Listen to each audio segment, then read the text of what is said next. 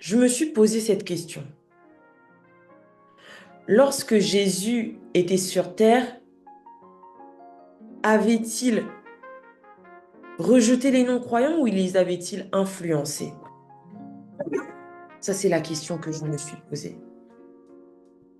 Est-ce qu'il les avait rejetés ou il les avait influencés? Et c'est ce que nous allons découvrir aujourd'hui. Et de là, mon sous-thème, c'est marcher comme Christ. Une influence plutôt qu'un rejet. Marcher comme Christ. Une influence plutôt qu'un rejet, comme on l'a écouté dans la chanson Walk in Love. Et moi, je dis souvent que l'amour, c'est pas juste un sentiment. L'amour, en premier lieu, c'est Jésus-Christ. Donc, quand on dit marcher comme Christ, ça veut dire marcher comme l'amour, marcher avec amour. Alors, qu'est-ce que le boycott réellement? Préparant ce message, en fait, j'ai fait des recherches pour savoir ce que ça signifie réellement. Et il y a une définition que j'ai trouvée, il y en a plusieurs que j'ai trouvées. Il y en a qui disaient que c'était le fait de mettre en quarantaine, d'isoler une personne, de l'empêcher d'accéder à certaines choses. Il y a une autre qui dit que ça consiste à refuser d'acheter, de soutenir ou bien d'écouter quelque chose pour protester contre une valeur contraire à nos convictions. Donc, c'est pas juste le fait de rejeter une personne, mais c'est vraiment protester, donc se battre contre la personne. C'est ça le boycott en fait. Et je suis allée encore plus loin. Je me suis dit, mais ok, le boycott, c'est ça, mais pourquoi en fait le boycott a existé? Et c'est là que j'ai trouvé qu'en fait le terme boycott vient en fait du nom de famille de quelqu'un. C'est le capitaine Charles Cunningham Boycott. Et en fait, c'était un propriétaire foncier irlandais contre lequel les paysans ont refusé de travailler en signe de protestation. Ce monsieur, en fait, j'ai lu, il était tellement mauvais, il était tellement mauvais que les gens ont finalement dû se rebeller contre lui. Ils se sont rebellés parce qu'ils ont estimé que il n'était pas une bonne personne. Et c'est là que le boycott est né. Boycott, en fait, c'est le nom de famille d'une personne. Et un grand exemple de boycott historique qui a été fait, vous connaissez sûrement l'histoire. Euh, donc, Rosa Parks, ou la femme noire qui refusa de se soumettre. En fait, pour ceux qui ne connaissent pas l'histoire de Rosa Parks, c'est une femme qui a refusé de céder sa place dans le bus à un homme blanc qui lui imposait de lui donner sa place. Parce qu'ils étaient aux États-Unis dans une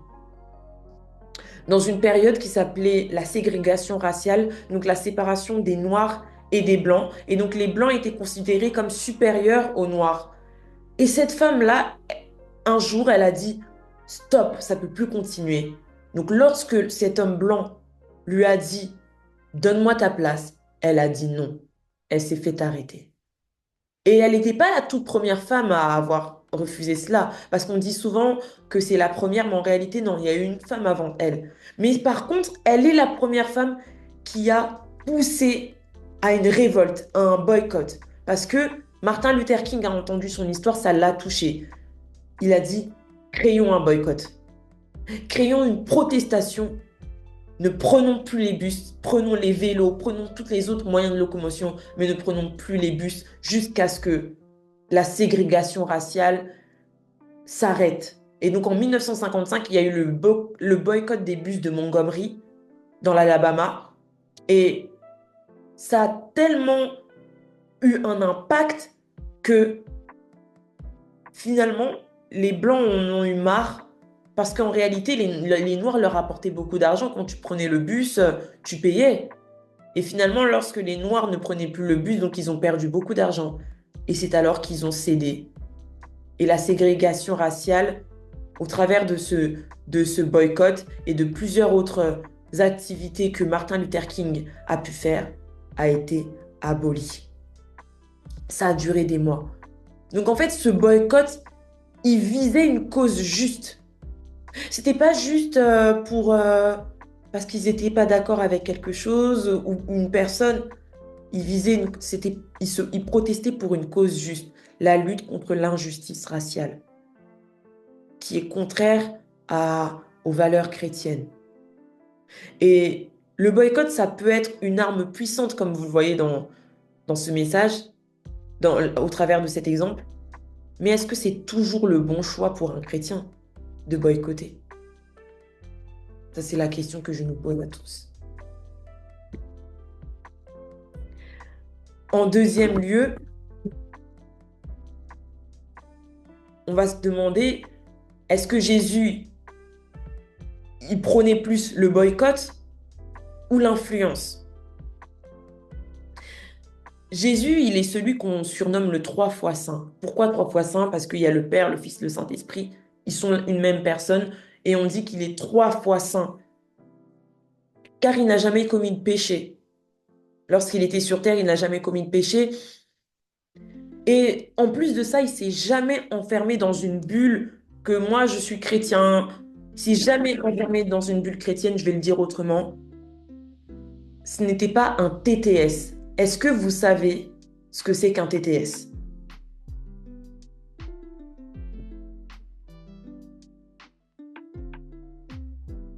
Personne ne sait? Oui. Non. D'accord. Autre tel. Ouais, trop spirituel, exactement. Trop spirituel. Donc, ce terme TTS, on l'utilise souvent pour les personnes justement qui se croient tellement plus chrétiens que tout le monde, meilleurs que tout le monde, et on les appelle les trop spirituels.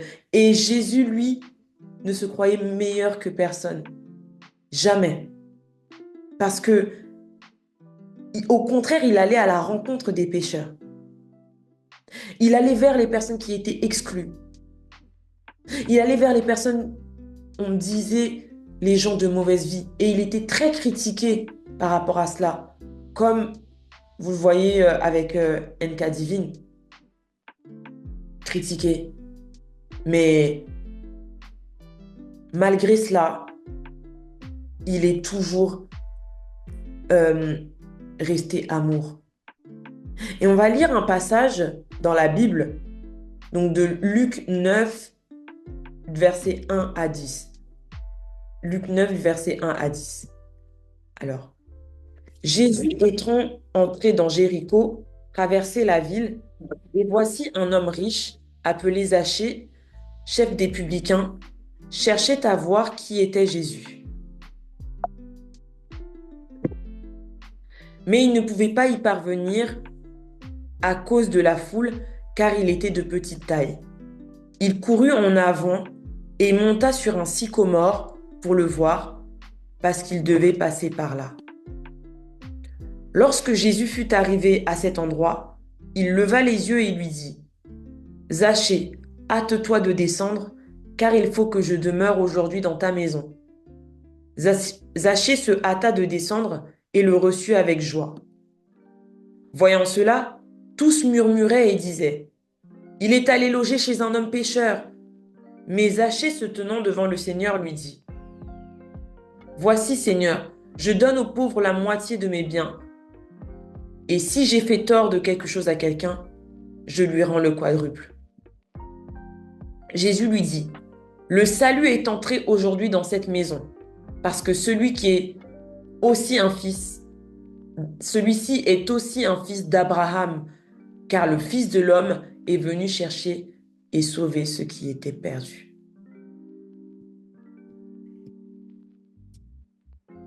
Et en fait, cette histoire, c'est l'histoire donc de Zachée, qui était un collecteur d'impôts, qui était méprisé par la société. Il n'était pas du tout aimé, il n'était pas parmi les personnes qui étaient aimées parce que il était un homme pécheur, considéré comme un homme de mauvaise vie. Mais Jésus, il n'a pas boycotté Zachée. Parce qu'il a vu cet ardent désir de Zachée de pouvoir le connaître. Il a pris donc un sycomore, donc c'est comme un escabeau, parce qu'il était tellement petite taille et qu'il y avait tellement de monde qui cherchait à voir Jésus, comme on le voit sur cette image. Il y avait tellement de personnes qui cherchaient à voir Jésus qui s'est dit, je vais prendre un tabouret pour pouvoir voir Jésus. Et Jésus, il a vu cette volonté de Zachée. Et il a dit, non, Zachée, descends de ton sycomore, je vais venir chez toi, je vais manger chez toi. Et les gens ont commencé à le critiquer. Ouais, lui, il va manger chez lui alors que c'est une personne de mauvaise vie, etc. Lui, il traîne avec des pécheurs alors qu'il se dit qu'il est Dieu, qu'il est le roi des Juifs, etc., etc. Mais Jésus n'est pas rentré dans ça. Il est parti manger chez Zachée. Et le résultat, Zachée, il s'est repenti et il a changé sa vie. Pour quelle raison? Parce que Jésus lui a montré de l'amour. Pendant que les autres le jugeaient, pendant que les autres l'avaient rejeté, lui, Jésus, il lui a montré que, certes, moi, je ne pêche pas, mais ça ne veut pas dire que je suis meilleur que toi. Mangeons ensemble. Et c'est cette attitude-là qui a poussé Zachée à changer. Parce qu'il s'est senti tellement aimé. Il s'est dit, comment une personne aussi sainte peut me donner de la valeur? Et c'est cette attitude-là que le Seigneur Jésus veut qu'on ait. Marcher comme Jésus, c'est ça. Influencer. On va lire un autre passage de la Bible dans Matthieu 9, versets 10 à 13. Comme Jésus était à table dans la maison, voici beaucoup de publicains et de gens de mauvaise vie vinrent se mettre à table avec lui et avec ses disciples. Les pharisiens virent cela et ils dirent à ses disciples, « Pourquoi votre maître mange-t-il avec les publicains et les gens de mauvaise vie ?» Ce que Jésus ayant entendu, il dit, « Ce ne sont pas ceux qui se portent bien qui ont besoin de médecins, mais les malades. Allez et apprenez ce que signifie « Je prends plaisir à la miséricorde et non au sacrifice, car je ne suis pas venu appeler des justes, mais des pécheurs. » Et donc cette histoire, elle m'a particulièrement touchée. Parce que là, on voit vraiment que les pharisiens, c'était des gens qui, justement, trop spirituels, qui se disaient qu'ils étaient meilleurs que les autres. Ils critiquaient Jésus tous les jours parce qu'ils ne comprenaient pas pourquoi Jésus agissait d'une certaine manière. Et notamment dans cet exemple, pourquoi Jésus, il mangeait avec les autres personnes. Jésus, j'ai aimé ce qu'il a dit. Il a dit, ce ne sont pas les bien portants qui ont besoin d'un médecin, mais ce sont les malades. Parce que les personnes qui demeurent dans le péché sont considérées comme des personnes malades, en fait. Et ici, dans le verset 13, il dit, « Je ne suis pas venu appeler des justes, mais des pécheurs. » Lorsqu'on parle de sauver une personne, c'est parce que cette personne, elle est en danger. Et le danger, c'est quoi? C'est le diable. Mais nous, dans le jugement, on rejette les autres. Comment est-ce que ces personnes vont être sauvées? Maintenant, comment nous, on doit agir? Comment on doit agir? Excusez-moi, je lis mes notes. Est-ce qu'il faut boycotter? Ne plus écouter les musiques des non-chrétiens? Je ne vais pas vous dire si oui, c'est bien ou non, c'est pas bien d'écouter de la musique d'une personne non chrétienne. Je vais plutôt vous dire, comme vous le voyez affiché, tout m'est permis, mais tout n'est pas utile. Tout est permis, mais tout n'édifie pas. Ça veut dire quoi? Ça veut dire que tu as le libre arbitre. Tu peux faire ce que tu veux. Tout est permis. C'est pas moi qui le dis, c'est la Bible. Tout est permis, mais tout n'est pas utile. Tout est permis, mais tout n'édifie pas. Édifier, ça veut dire enseigner, apporter quelque chose de bien, de positif, bâtir. Et le Seigneur, en fait, il ne nous a jamais imposé quoi que ce soit. Comme vous le voyez, il fréquentait même des personnes de mauvaise vie. Il ne nous a jamais obligés à le suivre. Il nous conseille. C'est comme ça qu'on doit agir. On doit conseiller les autres et non pas leur obliger. Parce qu'ils ont le libre arbitre, comme toi. Et en fait, comme le dit la fin de ce verset, il faut choisir en fait ce qui t'édifie. Tu dois écouter des choses qui t'apportent quelque chose de positif.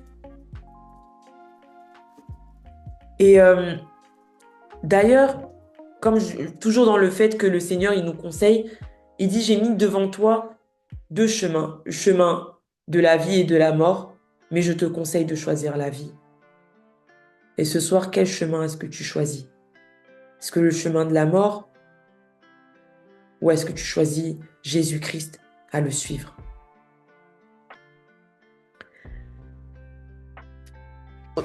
Il y a aussi une chose que la Bible dit, c'est qu'en réalité, dans l'homme, c'est l'esprit. En d'autres termes, tout est spirituel. Donc nous devons être conscients que tout ce que nous faisons a un impact sur notre esprit. Parce que le corps que nous voyons, la chair là que nous voyons, c'est pas ça qui est nous. Ça, c'est juste l'enveloppe. La véritable personne que l'on est, c'est à l'intérieur, notre esprit. Là où il y a nos pensées, là où il y a ceci, là où il y a cela. Et donc, il faut faire attention à ce que l'on écoute parce que ça influence nos pensées.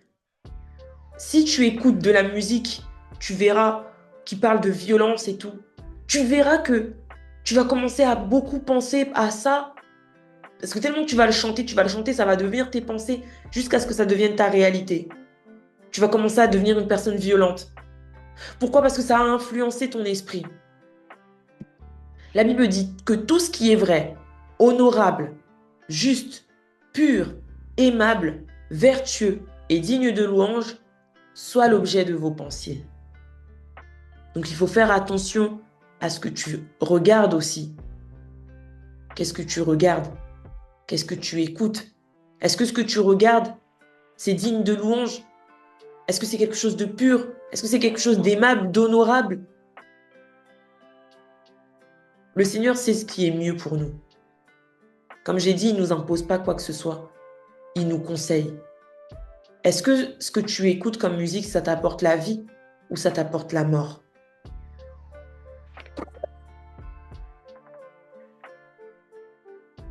On en parlait tout au long du début de ce débat enseignement. Une chose que nous faisons, nous chrétiens, c'est d'imposer nos choix aux autres. Saviez-vous que c'était un péché? Imposer ta foi à quelqu'un, lui dire que tu dois être chrétien, c'est un péché. La Bible dit dans Romains 14, 13, ne mettons pas d'obstacle ou de scandale devant notre frère. C'est-à-dire que si un frère, il veut boycotter, respecte son choix. S'il ne veut pas boycotter non plus, tu ne dois pas le juger. Et ça, c'est dans tous les choix de vie d'une personne. Cette personne fait le choix d'être non-croyante. Tu n'as pas à lui imposer ta foi. Tu lui conseilles. Comme Jésus le fait. Le conseil. Et pour conclure, soyons une lumière plutôt qu'une ombre pour les autres. Matthieu 5, 14 dit, vous êtes la lumière du monde. Une ville située sur une montagne peut être cachée. Jésus n'a pas boycotté, mais il a transformé. Comme vous avez vu pour l'exemple de Zachée. Nous devons faire des choix qui nous rapprochent de Dieu tout en étant une influence positive. Ne pas fuir, mais influencer. Ne fuyons pas les autres, mais influençons-les par notre attitude. C'est ce qui les fera changer. Comme ces gens de mauvaise vie qui venaient vers Jésus. C'est parce que Jésus, il était tellement influent, il faisait tellement de bonnes choses que ça les poussait à venir vers lui. Et c'est alors qu'ils ont changé, comme Zachée. Nous devons être un témoin de Christ partout où nous allons. C'est-à-dire, nous devons prôner les valeurs de Christ. Comme vous aviez dit, les valeurs de Christ, c'est la prière, par exemple. C'est la bonté, l'amour, la loyauté, la justice, comme on l'a vu avec l'exemple de Martin Luther King et Rosa Parks. En dernier, faire des choix réfléchis réfléchit grâce à la parole de Dieu, qui est le meilleur conseiller, sans condamner les autres. Maintenant, on va passer à un petit quiz pour pouvoir...